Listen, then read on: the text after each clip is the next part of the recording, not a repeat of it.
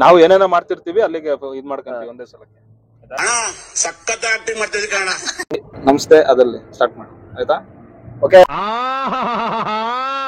ಇದೊಂದೇ ಕಡ್ಲ ಈ ಕಾಗದಕ್ಕೆ ಒಳ್ಳೆ ವಿಷಯ ಅಂತ ನೀನ್ ಹೇಳಿದ್ದು. ನಮಸ್ಕಾರ ಕರ್ನಾಟಕ, ಎಲ್ರು ಹೆಂಗಿದ್ದೀರಾ? ಇವತ್ತು ನಾವು ನಮ್ಮ ಬಾಯ್ಸ್ ಎಲ್ಲ ಸೇರ್ಕೊಂಡು ಫ್ರೆಂಡ್ಶಿಪ್ಗೆ ಒಂದು ಹೆಸರಾಗಿರೋಂತ ಒಂದು ಜಾಗ ಕೊಟ್ಟಿದೀವಿ. ಅದೇನು ಎತ್ತ ಅಂತ ಪ್ರತಿಯೊಂದು ತಿಳಿಸ್ಕೊಡ್ತೀನಿ. ಹೋಗ್ತಾ ಪೂರ್ತಿ ಫನ್ನು ನೋಡ್ತಾ ಇರಿ. ಕ್ಲಾಪ್ಸ್ ಹೊಡ್ರಿ, ಸುಮ್ಮನೆ ಕೂತಿರಲ್ಲ. ಈ ಮೈಕ್ ನಿಜವಾಗ್ಲೂ ಕೆಲಸ ಮಾಡುತ್ತಾ? This is made in Japan. ಇಂಡಿಯಾದಲ್ಲಿ ನಂಗೆ ಡೌಟ್, ಇಂಡಿಯಾದಲ್ಲಿ ವರ್ಕ್ ಆಗ್ತಾ? ಈ ಬಡತವಿಂದ ದೇಶ ಉದ್ಧಾರ ಆಯ್ತದ?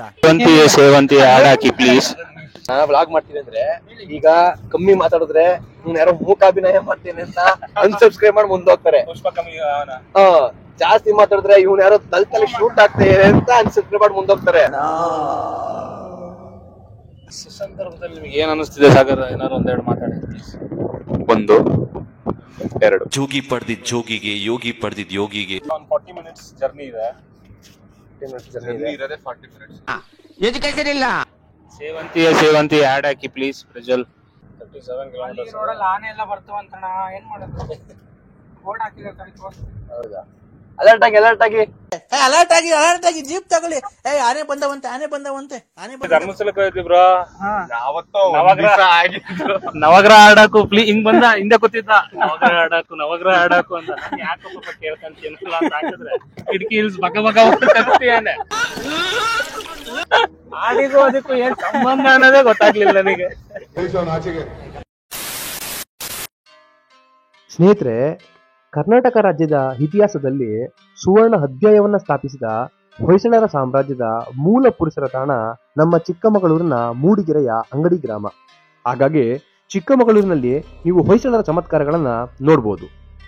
ಹೊಯ್ಸಳರ ಟೈಮ್ನಲ್ಲಿ ನಿರ್ಮಾಣವಾದ ಅತ್ಯಂತ ಅದ್ಭುತ ಶಿವನ ದೇವಸ್ಥಾನಗಳಲ್ಲಿ ಈ ಅಮೃತಾಪುರ ಕೂಡ ಒಂದು.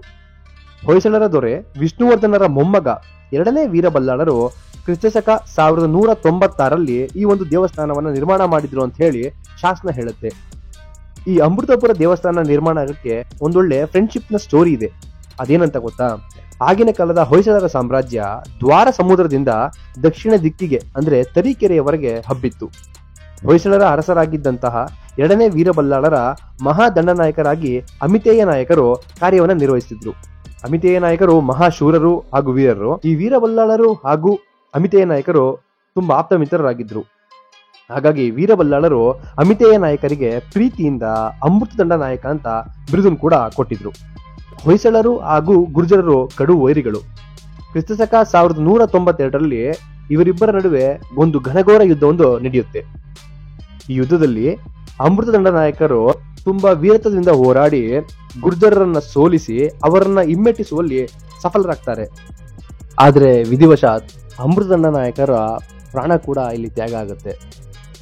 ಹಾಗಾಗಿ ತನ್ನ ಸ್ನೇಹಿತನ ನೆನಪಿಗಾಗಿ 2ನೇ ವೀರಬಲ್ಲಾಳರು ಒಂದು ದೇವಸ್ಥಾನವನ್ನ ನಿರ್ಮಾಣ ಮಾಡ್ತಾರೆ.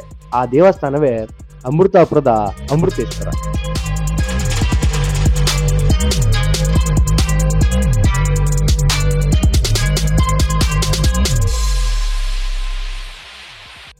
ಸ್ನೇಹಿತರೆ, ಈ ದೇವಸ್ಥಾನದಲ್ಲಿ 52 ಆಕರ್ಷಕ ಕಂಬಗಳಿವೆ, 250 ವಿಶಿಷ್ಟ ಕೆತ್ತನೆಯ ಸಣ್ಣ ಸಣ್ಣ ಗೋಪುರಗಳಿದೆ. ಅದೇ ರೀತಿ ಗರ್ಭಗುಡಿಯಲ್ಲಿರುವ ಶಿವಲಿಂಗವನ್ನ ನೇಪಾಳ ದೇಶದ ಗಂಡಕಿ ನದಿಯಿಂದ ತಂದ ಅಗ್ನಿ ಸಾಲಿಗ್ರಾಮ ಶಿಲೆಯಿಂದ ಆ ಶಿವಲಿಂಗವನ್ನ ಮಾಡಿದ್ದಾರೆ. ನಮ್ಮ ಭಾರತದಲ್ಲಿ 6 ಅಗ್ನಿ ಸಾಲಿಗ್ರಾಮ ಶಿವಲಿಂಗದ ಶಿಲೆಗಳಿವೆ. ನಮ್ಮ ಕರ್ನಾಟಕದ ಏಕೈಕ ಸಾಲಿಗ್ರಾಮ ಶಿವಲಿಂಗ ಅದು ನಮ್ಮ ಅಮೃತಾಪುರದ ಅಮೃತೇಶ್ವರ. ಸಾಲಿಗ್ರಾಮ ಶಿಲೆಗೆ ಬ್ರಹ್ಮ ವಿಷ್ಣು ಮಹೇಶ್ವರರ ಶಕ್ತಿ ಇದೆ ಎಂಬುದು ನಮ್ಮ ಶಾಸನಗಳಲ್ಲಿ ತಿಳಿಸಿದ್ದಾರೆ.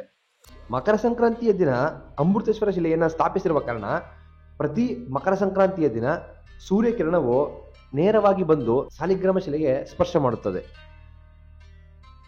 ಅಮೃತೇಶ್ವರ ದೇವಾಲಯದ ಮತ್ತೊಂದು ವಿಶಿಷ್ಟತೆ ಏನಂದ್ರೆ, ಗರ್ಭಗುಡಿಯಲ್ಲಿರುವ ನಂದಾದೀಪ 200 ವರ್ಷಗಳ ಕೆಳಗೆ ನಮ್ಮ ಮೈಸೂರು ದೊರೆಯಾದಂತಹ ಮುಮ್ಮಡಿ ಕೃಷ್ಣರಾಜ ಒಡೆಯರ್ ಅವರು ಈ ದೇವಸ್ಥಾನಕ್ಕೆ ಭೇಟಿ ಕೊಟ್ಟಿದ್ರು. ಅಂದು ಅವರು ದೇವಸ್ಥಾನದಲ್ಲಿ ಬೆಳಗಿದಂತಹ ನಂದಾದೀಪ ಆರದಂತೆ ಇವತ್ತಿಗೂ ಆ ದೇವಸ್ಥಾನದ ಅರ್ಚಕರು ಕಾಪಾಡಿಕೊಂಡು ಬರ್ತಿದ್ದಾರೆ. ಇದು ನಮಗೆ ತಿಳಿದಂತಹ ಅಮೃತಾಪುರದ ಒಂದಿಷ್ಟು ಮಾಹಿತಿ. ನಿಮ್ಗೇನಾದ್ರೂ ಇನ್ನೂ ಗೊತ್ತಿದ್ರೆ ಕಮೆಂಟ್ ಮೂಲಕ ತಿಳಿಸಿ. ಸೇವಂತಿ ಆಡ್ ಹಾಕಿ ಪ್ಲೀಸ್. ಸೇವಂತಿಯೇ ನನ್ನ ಸೇಲೆಯಲ್ಲಿ ಗಮ್ಮಂತಿಯೇ, ಸೇವಂತಿಯೇ